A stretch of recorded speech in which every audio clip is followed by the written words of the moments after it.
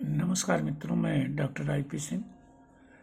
अभी कक्षा 10 के विद्यार्थियों के लिए मैंने जो कल हिंदी का पेपर होगा एक वीडियो गद्यांश का डाला था अपठित, और अब एक आपको उदाहरण के लिए अपठित पद्यांश का वीडियो डाल रहा हूँ। बेटो, ये जो पेपर दे रहे हो आप ध्यान रखना, 5-5 अंक के अपठित गद्यांश और अपठित पद्यांश, इसमें चुनाव की सुविधा होगी, विकल्प होगा। तो ध्यान रखें, लगभग मुफ्त के नंबर होते हैं। थोड़ी सी बुद्धिमत्ता का परिचय दीजिए। तो कैसे? पहले एक बार उस पद्यांश को पढ़ जाइए, इसके बाद प्रश्न को ध्यान में रख करके एक प्रश्न को ध्यान में रखिए और उस पद्यांश को पढ़ते जाइए, अपने आप उत्तर निकलता चला आएगा। और ये 10 अंक जो होते हैं वो लगभग आप ये मान के चलिए जैसे साधारण भाषा के मुफ्त के नंबर होते हैं, बुद्धिमत्ता के नंबर होते हैं, और आपकी पढ़ाई का मतलब ही आपकी बुद्धिमत्ता का विकास करना है। तो आइए देखते हैं। इस समाधि में छिपी हुई है एक राख की ढेरी, जलकर जिसने स्वतंत्रता की दिव्य आरती फेरी।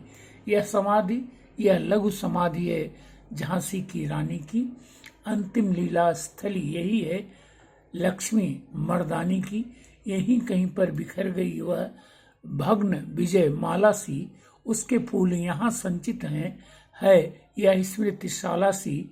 सहे बार पर बार अंत तक बढ़ी वीर बाला सी, आहुत सी गिर पड़ी चिता पर, चमक उठी ज्वाला सी। बढ़ जाता है मान वीर का रण में बलि होने से, मूल्यवती होती सोने की भस्म यथा सोने से। रानी से भी अधिक हमें अब यह समाधि है प्यारी, यहाँ निहित है स्वतंत्रता की आशा की चिनगारी। इससे भी सुंदर समाधियां हम जग में पाते हैं, उनकी गाथा पर निशीथ में क्षुद्र जंतु ही गाते हैं। तो क्लियर है कि ये झांसी की रानी पर लिखा गया पद्यांश है। अब चलें देखते हैं। पहला प्रश्न है, प्रस्तुत पद्यांश का उचित शीर्षक है राख की ढेरी, लक्ष्मी मर्दानी, झांसी की रानी की समाधि या आशा की चिनगारी। तो अगर देखें तो इसमें लगातार जो कहा गया को राख की ढेरी हो किसमें छिपी हुई है? एक समाधि में। समाधि किसकी है? झांसी की रानी की, और वह इस समाधि को सबसे प्रिय बताना चाह रहा है, इसलिए निश्चित रूप से इसका उत्तर राख की ढेरी नहीं, लक्ष्मी मर्दानी नहीं, बल्कि झांसी की रानी की समाधि होगा। वैसे मित्रों ये ध्यान रखिए कि सारे के सारे जो शीर्षक हैं वो सही है, लेकिन सबसे सही जो माना जाएगा वो जब सब सही हो तो उसमें सबसे बेस्ट शीर्षक देखा जाता है। दूसरा है, रानी की समाधि किसकी प्रतीक है? तो देखें यहाँ लिखा हुआ है कि इस समाधि में छिपी हुई है एक राख की ढेरी, जलकर जिसने स्वतंत्रता की दिव्य आरती फेरी। तो उत्तर देखें यहाँ, स्वतंत्रता की, परतंत्रता की, गुलामी की या दास्ता की। तो क्लियर है कि झांसी की रानी स्वतंत्रता के लिए दिवंगत हुई, लड़ी और मरी, इसलिए ये उत्तर होगा स्वतंत्रता की। तीसरा है, वीरों का मान कहाँ बढ़ता है? आमोद प्रमोद में, युद्ध में बलिदान देने पर, युद्ध से भाग जाने पर या क्रीड़ा स्थल पर। तो चलें देखेंगे कि इसमें जब आप लेंगे तो आगे कहीं ना कहीं इसका उत्तर आएगा, बढ़ जाता है मान वीर का रण में बलि होने से, और मूल्यवती होती सोने की भस्म यथा सोने से। तो निश्चित है कि ये उत्तर है युद्ध में बलिदान देने पर। वैसे बहुत ही सरल ये आपका उदाहरण है।